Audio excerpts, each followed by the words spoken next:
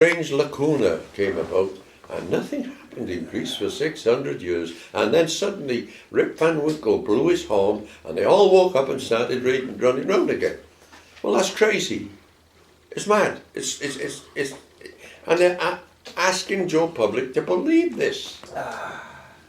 Trojan War 628 or 38 BC, not 1200 BC.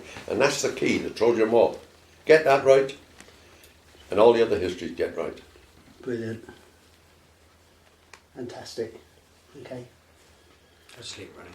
Right. I don't know what else you want to know. It's a back foot position, Alan. Yeah, it's... Not a defensive position. No, I'm not defending. Positive mode. What I'm saying is that our histories are accurate, and that they've been denigrated, and other histories all over Europe and Asia, they've been denigrated and messed about to fit a fake pattern that early people doing this work, they went out to Egypt, they were, imagine 1860, 1870 and all that, they wouldn't have the tools to, so they cooked up an ancient history. Well, the older the thing was, the more grants you could get. If you were digging up 500 BC, you got grants. If you dug up something 800 BC, you got more money. The older it was, the more cash you could get your hands on. Yeah. And it's all about, this is the ancient stuff, and it ain't. Let me ask you a question now. Why is this important to you? It's important to me because we have delved into history, and we've been lampooned and abused and had rubbish talked about us. And we're not doing anything other than take the histories, examine them, and see if they're correct. That's all we do. And I think that the British nation as such, I'm British, you're British, we deserve to have our accurate, correct history. It belongs to us, it's what we are. It's how we are, where we are today is because of the past. And so as our British history, we want it restored. Now, if Alboin did come from Syria to Britain, and we can show that he did, right? Then it's not a mythical ancient history and to be the academic idea to take any notes of that. It's something to be taken seriously. And if Brutus came here, again, ancient, after the Trojan War, you have to realise that the Trojan War has to be accurately dated, because one of our ancestors was a descendant of that conflict. And it's important to us to know. It's our history, it belongs to us. Brilliant. It's our property. Brilliant. Why is it important to you? Turn it I around. don't want to show them damn tattoos. That's all right. Yeah. Not that there's anything wrong with them, man. These are distinguishing features, mate. That's it. Any questions? Get that one switched around as The well. lecture next for Oxford and Cambridge. Yeah. So why is it important to you, Baram? I've always been interested in British cultural heritage. I'm basically a mixture between Northumbrian and Old Stock. I could trace myself back to the Newcastle area, going back centuries. The ancient name is one of the main streets in Newcastle. It's one of an ancestor's name and my dad's name. On the other side of the family, it's old Irish stock from Cork, which makes me a clean split of Irish and Northumbrian. Interestingly, Alan's the same, except his clean split is Northumbrian and Morgannwg, Old British Welsh. It's exactly a clean split. Right. He's more passionate than me. Alan's more passionate. He's got more of a feels as though he wants to emotionally become involved in it, whereas I've got more of a business attitude. I'm interested, I always have been interested in cultural heritage and history, but I'm not one of these art for art's sakes types. If there's no money in it, there's no waste of time. Life's too short and all that. You know? So I let it do if it's got advantageous monetary benefits. If it didn't have any of that, it wouldn't be worth doing. You're wasting your time. Even if you're interested, you're still wasting your time. Now these books, according to the reports from America, particularly one in particular, the Satanic Protocol, selling hotcakes in Pennsylvania. report from America, and the fact they're going to pay for that crate to be sent over there. I've got no control over that book. You know, the Satanic Protocol. There's a history going back. Everybody says excellent, awesome in America. Going back to the 80s when I started becoming deeply involved in this research with Alan. And there's been nothing but a catalogue of atrocities, false tricks, imbecility and criminality from start to finish. So as far as I'm concerned, South Wales is doomed. The black hole. There's no future there. We've tried everything. He's been banging his head against the wall for the last 20 years, singing the same song about jobs, etc. Yeah. Waste of time. The only salvation you've got, and the last bastion of salvation, is St. Patrick Decoded. Because interestingly, he was half Irish and half Welsh. Interestingly, I even know what he looks like from the ancient text, earliest extant evidence on St. Patrick. I know what he looks like, I know what his size roughly was, and what he was all about. I'm going to put that in the book, this book here, St. Patrick Decoded. So this is something that's coming out later on. Yeah. This is what you're working on at the moment, yeah? St. Patrick Decoded. That's going to be the back of the book. And the front of the book. This is obviously just preparation. It won't be ready yet. So this is what's coming out? At the very earliest Christmas. Brilliant. It's complex. There's 28 references going back to Christ knows when. 1624 original texts I've got. Original manuscripts on that date, you can hardly handle them. And I can't take them out of the archives, dusty archives and vaults. I've been to Brussels, I've been to Vienna, Austria, Ireland, all over, to get as much evidence, accumulate as much evidence as possible on this particular iconic saint. Brilliant. This iconic saint is still underestimated, although there's massive celebrations on the east coast of America, New York, Boston and so forth, on St. Patrick's Day.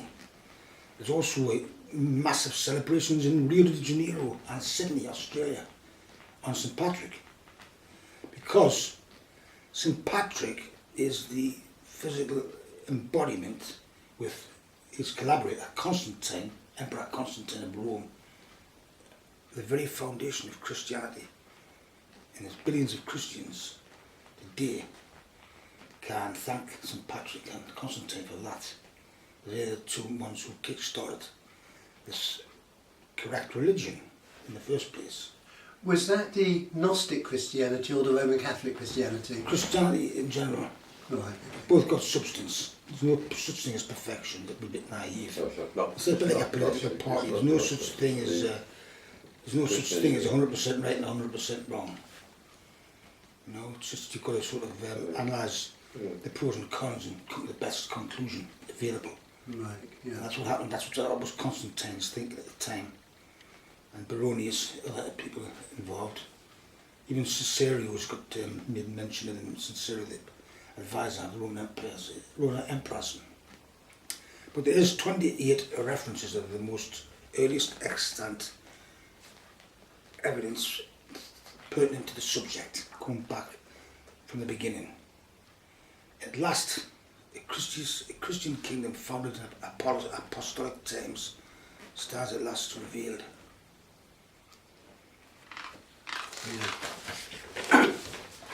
Alan, you were saying about Wales being dead to all this sort of stuff. Is it because too many English people have got into certain positions in the universities and yes, the councils and all that? Yeah, there weren't any universities in Wales. There were anciently universities in Wales, but they got scrubbed up. So all that was legally left was Oxford and Cambridge and London. Right? Well, then when there was a need to spread learning and scholarship, universities started to be built. Well, they weren't really developed in Wales until the beginning of the 20th century, you know. And so they were rather new. And so the people who were put into place to run them were all educated in England. Yeah. So it's like, you know, they're all miseducated, coming in with the wrong ideas and the wrong sort of foundation. So there was conflict, and they decided that the Glamorgan histories were all forged. And they were forged by one man, Edward Williams, known as Yolo Morgana, right? Well, Edward Williams would have sat down and worked 28 hours a day, frantically writing 600 words a minute, and in an 8-day week, you know, for 50 years to produce all this mass. But they got away with it by saying he wasn't an academic, you see. What he did was to go around to all the ancient manor houses and big houses, because the people who had books were the rich. And the books were very valuable in those days. There was no, the modern printing didn't exist, did it? From No. Caxton. And so people who had old books, the books were very valuable. And the only way to get out was go to the Lord or the Earl or the Sir this and his manor house, and he might let you see the books. Or the church had them. And you could then make copies, which is what he did. Right. So he was then accused of being the greatest forger on the planet, which actually, now we got better access with the modern day photographic means and internet, and that, and he was perfectly true, and he could not have forged on the scale they say. I mean, Adolf Hitler would have employed him like that if he could, you know, because he can make Dr. Goebbels look like an amateur, you know. And so they smeared this history to get rid of it, because at the time they were worried about kings of Wales. And you mustn't mention the King of Wales, you see. Yet in the records, English records in the Brutes of the England, which again have to be denigrated, but they're not. They were the current records written Brutes. It means history. Brutus, the first king, you see. They mention a Welsh king in the time of Edward I. And earlier they are also mentioning the Welsh monarchy, and that earlier on, in the sort of late William the Conqueror and William II. That's it. And the Welsh kings are the best recorded in Europe. And there's no doubt about this. Most detailed and best recorded. And you can find them. Because what used to happen, the Christian church in Britain was founded in Wales, right? And it arrived in Britain in the last year of Tiberius, which is 36 AD. It wasn't founded in Rome. Christianity is founded in West Wales, okay? In the last year of Tiberius. And it spread into Wales, okay? When it was then transferred to Rome, because they took King Caradoc and his family from South Wales into Rome, about the year 60 AD, right, something like that, maybe 55. And they were Christians. And Caradoc's wife was actually put on trial in Rome for being a heretic because she was a Christian. And she was acquitted, of his daughter as well. They were acquitted. They were allowed to be Christians. That's how Christianity arrived in Rome, from Britain. Right. Right? And so the whole idea of the heritage thing is a right mess. And you had this foundation of Christianity there in Wales going on and on and on. Well, that turned out later to be quite different for the Christianity developed in Rome. And as you had conflicts in later centuries. But that's the basis of it. That's where it all begins. Now, the kings in Wales and the princes, when they acceded to the throne, it was customary to make a land grant to the church. Well, the church doesn't die. So they kept their manuscripts of their land grants, didn't they? They hung on to them. And if the king won a big battle, well, they obviously thanked God for it. He gave another little land grant, 50 acres, to the church, you see. Thank you very much for helping me, God. You know, and this is what they did. This is the way people were. Well, all these charters were then preserved in Cardiff, in the Lambeth Cathedral. But when the Normans came in, they started infiltrating into Wales. They conquered. They said they conquered the English and married the Welsh, which is about right. But there were some of them trying to grab bits of land here and there, you know. Well, the church wasn't having it, so the Bishop of Lambeth got all his charters, went off to Rome to see the Bishop of Rome, the Pope, and said, "Hey, you're Christians, we're Christians, they're taking our land." And the Pope said, "Oh, here's my chance to get into Britain. You know, I can get my influence there. Why not? We would." And so he issued edicts saying, "Get off the church land in Wales, you're not allowed," you know, which is what they wanted, because everybody was a bit afraid of being excommunicated and spending eternity in devil's hell, you see. instead of heaven. And this is the story of it. So all these records are preserved. But then they preserved who the king was, who his sons and brothers were, and who the bishops were, and they were members of the royal family, they kept it in a family. So that the history is actually held together in the charters, which then match up perfectly with the actual written histories.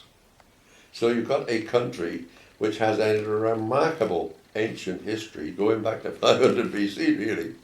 Right. And it works. Now, key to all this is dating the Trojan War. The Trojan War was not 1200 or 13 or 1400 BC, which is an entirely guessed figure. And then after it, nothing happens for 500 years, and suddenly civilization takes off again.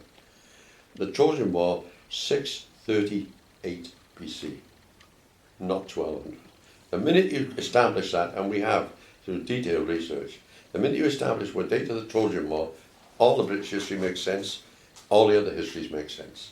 And this takes into account the carbon dating fiasco. Well, what they're doing, the carbon dating came out, and everybody's wildly excited because here was the wondrous tool to, do things. And I've got it written down. Yeah, you've explained that. Right, And, brilliant.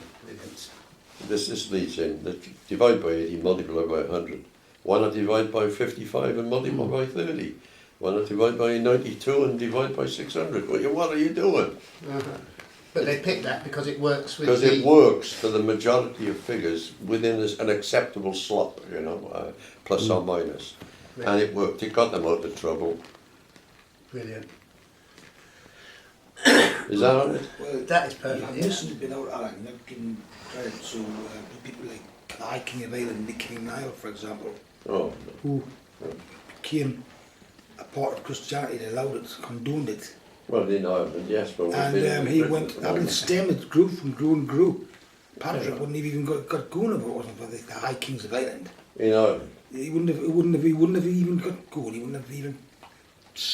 Well, that's No. another history, Tom. It's a history, We're dealing but with the establishment of it in you have Western to, Europe. It comes to it's Britain, not just and simple. it spreads out from Britain. It didn't come from the east, spreading Yes, west. not It came to Britain and spread eastwards. There's a It combination. turns the whole thing on its head.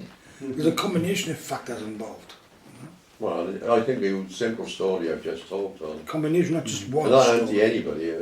But No, yeah, you've gotta this give is it the the credit. starting point, is what we're Give looking It's a at. start point, credits you know. where credits due. St Patrick relied on the nobility at the time in Ireland Of course he did. and the powers that be, so to speak. Well, you're doing St. Patrick. Well, And- think about Or Patrick. else he wouldn't have been, they would have probably murdered him, executed him, or whatever. Yeah. He had to have the acceptance of the powers that be in Ireland at the time to proceed. And when he spoke in old Irish Gaelic, his mother was Irish, He spared his life. that's they spared his life when they discovered him in the tree in Yeah. near Cowbridge, Tyrone and the Ashton. the three ash trees in South Wales. They spared his life for the simple reason he was one of theirs, and his mother said anyway.